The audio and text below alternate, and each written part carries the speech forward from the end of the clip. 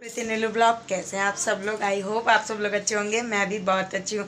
आज ब्लॉग की शुरुआत हो रही है दोपहर 1:20 से। सबसे पहले देखिए हमारे घर की शान हमारी माता रानी, इनके बिना हम कुछ भी नहीं। मौसम फिर से अजीब सा है, धूप निकली हुई है, मुझे बिल्कुल भी अच्छी नहीं लगता है ऐसा मौसम। सुहावना मौसम अच्छा लगता है और हर किसी को अच्छा लगता होगा। गाइस मैं बना रही थी रील्स वगैरह मेरी बन चुकी हैं और दिखाती हूँ आपको सामान कैसे फैला हुआ है। गाइस ये बहुत मेहनत, जाके ज़रूर देखिएगा यूट्यूब पे और फेसबुक पे, दोनों पे डाली है मैंने, जाके देख लीजिएगा मेरी रील्स। और इशू शो रहा है तो मैंने सोचा जब तक ये शो रहा है तब तक मैं काम निपटा लूँ। काम वगैरह हो गए थे, मैंने रील्स बना ली। अब हो गई हूँ मैं फ्री। आज सोच रही हूँ थोड़ी देर सो जाऊँ क्योंकि 3 दिन से मेरे सर में दर्द हो रहा है हल्का हल्का, ना सोने की वजह से हो सकता है। तो अभी मैं थोड़ी देर में सो जाऊंगी। अभी उठेगा ईशू तो ईशू को कुछ खिलाना है, खिलाने के बाद सोएंगे हम दोनों। मिलेंगे आपसे शाम को सोने के बाद। अभी देखिए ये सारा काम मेरा फैला हुआ है, इसको निपटाना है पहले। और मैंने बनाई है अच्छी अच्छी रील्स का, इस मेहनत करती हूँ, सब प्लीज़ सपोर्ट कीजिए, जाइए और मेरी रील्स देखिए। पसंद आए तो लाइक शेयर एंड सब्सक्राइब जरूर कीजिए। यही सब है गाइस। काम वगैरह मेरा ख़त्म हुआ। उसके बाद मैंने आज बनाई थी आलू बैंगन पालक की सब्ज़ी, जो मेरे हस्बैंड को बहुत ही ज़्यादा पसंद। जो लोग इलाहाबाद के उन्हें पता होगा, वहाँ पर बनती है आलू बैंगन पालक। मैं तो दिल्ली में ही रहती थी बचपन से, हम लोग भी हैं अमेठी साइड के, लेकिन बचपन से दिल्ली में रहती थी। तो अपने ससुराल आने के बाद में मैंने सुना है आलू बैंगन पालक की सब्ज़ी को।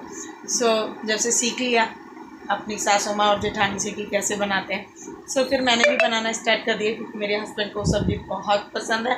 नॉर्मली बनाई जाती है लेकिन टेस्ट उसका एक्चुअल आता है। बनाई है मैंने वो, और उसको हमारे यहाँ ज़्यादातर खाते हैं पूड़ी और कचौड़ी के साथ। कचौड़ियाँ बनती हैं आलू भर के नहीं बनती इलाहाबाद में। इलाहाबाद में जो कचौड़ियाँ बनती हैं वो सिर्फ आटे की छोटी छोटी गोलियाँ बना के, मतलब आटे की छोटी छोटी पूड़ियों टाइप का, पूड़ियों से भी छोटी होती है मेरे ख्याल से, और उसको धीमी धीमी आंच पे सेकते हैं तो उसे कचौड़ी बोलते हैं। तो उसको खाया जाता है आलू बैंगन पालक की सब्ज़ी के साथ और बहुत अच्छी लगती है। कुछ चीज़ें ना मुझे ससुराल में आने के बाद सुनने को मिली है। एक तो हमारी अमेठी की लैंग्वेज और इलाहाबाद की लैंग्वेज में थोड़ा सा है फ़र्क। अपने घर जाके जब मैं ससुराल में आई नई नई तो कुछ शब्द थे जो मेरे को ना थोड़े अजीब से लगते थे क्योंकि मैंने कभी सुने नहीं थे और हमारे यहाँ नहीं बोले जाते थे। लैंग्वेज सेम है ऑलमोस्ट, लेकिन कुछ शब्द नहीं हमारे यहाँ यूज़ होते हैं और वो मेरे ससुराल में यूज़ होते हैं। तो मैंने कुछ इनसे पूछा, मैंने कहा मम्मी बोलती हैं ये शब्द, इनका मतलब क्या होता है? तो इन्होंने मुझे बताया। अब तो मैं भी यूज़ करने लगी हूँ। मैं कभी ब्लॉग में बोलूँगी गाँव की लैंग्वेज, आप भी सुनना। यूज़ करती हूँ मैं। सुनते सुनते सीखते सीखते आ गई कुछ चीज़ें। लैंग्वेज भी अब मैं थोड़ी सी यहाँ बोल लेती हूँ, तो कभी ब्लॉग में मैं आप लोगों को बोल के दिखाऊंगी। और कुछ चीज़ें भी मैंने यहाँ के नहीं सीखी हैं, जैसे खाने में आलू बैंगन पालक की सब्ज़ी और पालक का निमोना मैंने कभी नहीं सुना था। हमारे यहाँ बनता है मटर का निमोना। है हम पास के, ज़्यादा दूर के नहीं है, 110 किलोमीटर है अमेठी और इलाहाबाद का डिफरेंस, बट मैंने नहीं सुना था मरुदन। और मैं जाती भी नहीं थी गाँव, साल में एक बार जाते थे हम लोग। शादी से पहले पापा लेके जाते थे क्योंकि वहाँ है हमारा घर अमेठी में। लेके जाते थे पापा दादी के घर और अपने घर, तो साल में एक बार जाया करते थे हम। इसलिए थोड़ा बहुत पता था और रिचुअल्स वगैरह भी पता थी। तो ससुराल में आके मुझे ज़्यादा दिक्कत नहीं हुई, बस थोड़ी सी लैंग्वेज वगैरह में 1-2 शब्द में हुई, लैंग्वेज में भी नहीं हुई क्योंकि लैंग्वेज तो पूरी सेम होगी। जब एक ही जगह के हैं तो लैंग्वेज सेम है, तो लैंग्वेज वगैरह सब सेम थी। कुछ वर्ड्स से डिफरेंस और कुछ नई नई चीज़ें सीखने को मिली। बहुत सारी चीज़ें हैं जो मुझे नई नई सीखने को मिली, और हर जगह कहीं भी जाओ थोड़ा बहुत सीखने को मिलता ही मिलता है। और यही सब है, बस मैंने बताई इसीलिए आपको क्योंकि मेरा आज मन कर रहा था कि मैं आपको कुछ बातें बताऊं अपने बारे में। गाइज आपको भी कुछ पूछना हो कमेंट में पूछिएगा ज़रूर, मैं आपको ज़रूर बताऊंगी। ऐसा ही था, शादी हुई उसके बाद क्या नाम है, धीरे धीरे गाँव गई, रिचुअल्स वगैरह का पता चला। लग रहा था डर कि कैसे संभालूंगी, क्या करूँगी क्या नहीं करूँगी। जब वहाँ गई तो मेरी सासू माँ ने मुझे सब कुछ बता दिया। उन्होंने बताया समझाया कि ऐसे होता है यहाँ पे गाँव में, क्योंकि गाँव की शादी वगैरह कभी हमने अटेंड नहीं करी थी क्योंकि I was born in Punjab, मेरा जन्म पंजाब का है, फिरोजपुर छावनी का। फिर दिल्ली आ गए थे मम्मी पापा।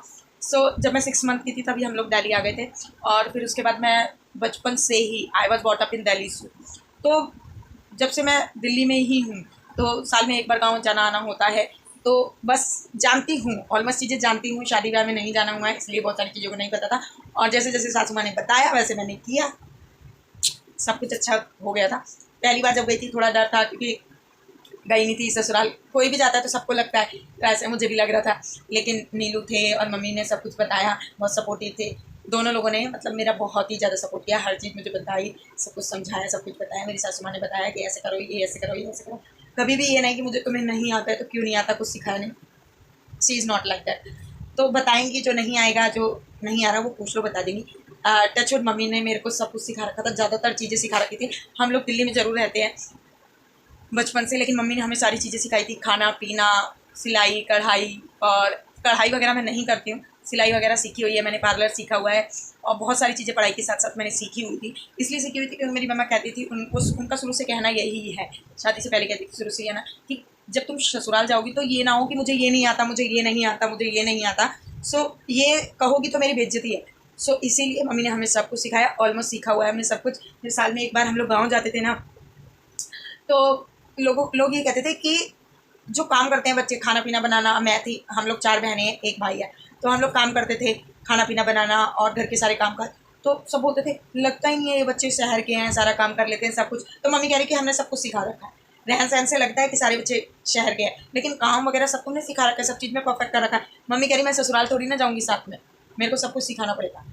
तो वहाँ जाके ऐसा ना हो कि ये नहीं सिखाया, वो नहीं सिखाया, ऐसा मुझे सुनने को ना मिले। हमें भी डांटती रहती थी कि तुम मेरी नाक कटाओगी मम्मी बोलती थी। सब पापा बोलते थे कोई बात नहीं, पापा मेरे बहुत मजाक किया है, गुस्सा भी होते हैं, बहुत इजीली गुस्सा भी हो जाते हैं और मजाक भी करते हैं। तो मम्मी बोलती थी तुम जाके ना मेरी नाक कटाओगी, तो पापा बोलते थे कोई बात नहीं, हम प्लास्टिक की नाक लगवा देंगे तुमको। तो हम लोग बहुत हंसते थे, तो बहुत इंजॉयमेंट होती थी। और दादी से भी बहुत करते थे। अब तो मेरी दादी नहीं है, एक्सपायर हो गई है मेरी दादी। सो वो भी बहुत मजाक करती थी। सो कभी कभार वो मेरी सिस्टर बोलती थी, बड़ी वाली मेरी छोटी वाली सिस्टर की, बड़ी वाली सिस्टर की बहुत ही छोटी एज में शादी हो गई थी, वो 16.5 ही साल की थी जब उनकी शादी हो गई थी। तो बोलती थी दादी मैं अपनी शादी में नहीं रहूँगी।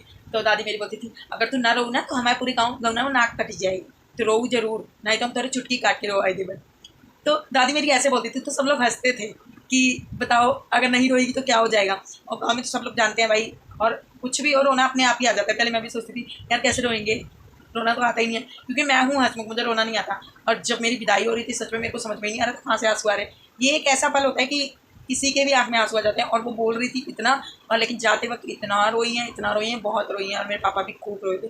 यही एक ऐसा पल होता है माँ बाप से जुदा होने का, कि अपने आप रोना आता है, अपने आप। ये कहो कि मैं नहीं रोऊंगा और ये वो, तो बोलते हैं सब, पता नहीं अपने आप कहाँ से, कितना भी सोचो कुछ भी, तो रोना आता ही आता है गाइस।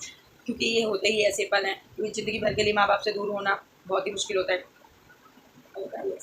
सो इसीलिए तो लोग कहते हैं लड़का और लड़की में फ़र्क, कोई फ़र्क नहीं है, लड़का लड़की सब बराबर होते हैं। लेकिन यही लगता है कि इतना पाल पोस के बड़ा करो और जाना किसी और के घर है।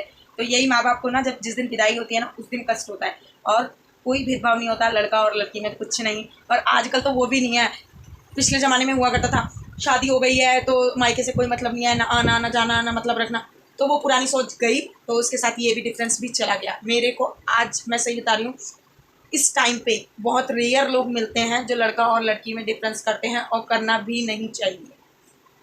हमारे यहाँ तो, मेरे परिवार में, मेरे ससुराल में, मेरे मायके में कोई भी ऐसी सोच का नहीं है जो डिफरेंस करता हो। हम 4 बेटियाँ थी और सबसे छोटा हमारा भाई है, लेकिन पापा ने हम लोगों को इस तरीके से पाला है कि हम उनके बेटे हैं। कभी हमें ये रियलाइज़ नहीं होने दिया कि हम बेटे, नेवर। सो उसी तरह करना चाहिए, बेटा बेटी में कोई फ़र्क नहीं होता। बस विदाई का थोड़ा सा लगता है कि क्या नाम है, दूसरे के घर जाएगी, हमारे साथ नहीं रहेगी ज़िंदगी भर, इसीलिए। क्योंकि किसी का बच्चा होता है, जिगर का टुकड़ा होता है, मतलब बहुत ही ज़्यादा अटैचमेंट हो जाती है। किसी और से ही हो जाती है तो अपना बच्चा है, अपना बच्चा तो अपना बच्चा होता है, तो उसको छोड़ना बहुत ही मुश्किल होता है। माँ बाप का जी कलेजे का होता है, मतलब पत्थर का होता है कलेजा, ऐसा बोलते हैं। अब होता ही है, नहीं तो इतना बड़ा करके बच्चा किसी और को देना बहुत ही मुश्किल होता है। सो गाइस यही सब है। सो जाते हैं, थोड़ी देर कर लेते हैं आराम। मिलते हैं आपसे नेक्स्ट व्लॉग में, नहीं मिलेंगे, थोड़ी देर में मिलेंगे, सो के उठ के मिलेंगे आपसे, और फिर उसके बाद और करेंगे आपसे बात। हो चुकी है शाम, सोई नहीं थी मैं क्योंकि इशू जग गया था, और फिर उसके बाद इसने सोने नहीं दिया, फिर इसको खिलाया पिलाया, इसलिए मेरे कपड़े हो गए हैं चेंज। क्योंकि गाइस जब मैं इसको खिलाती हूँ सेरेलैक और दूध मिला के, तब सारे मेरे कपड़ों पे गिर देता है ये, तो इसलिए मुझे चेंज करने पड़ते हैं। सो कर लिए हैं मैंने चेंज, और इशू भी सो गया है, इसके भी कपड़े वपड़े मैंने बदल दिए थे, तो सो गया है। सो गाइज इस व्लॉग को यहीं एंड करते हैं, मिलते हैं आपसे नेक्स्ट व्लॉग में। अगर मेरा व्लॉग पसंद आया हो so like share and subscribe करना बिल्कुल ना भूलें। मिलते हैं नेक्स्ट व्लॉग में, तब तक के लिए बाय बाय।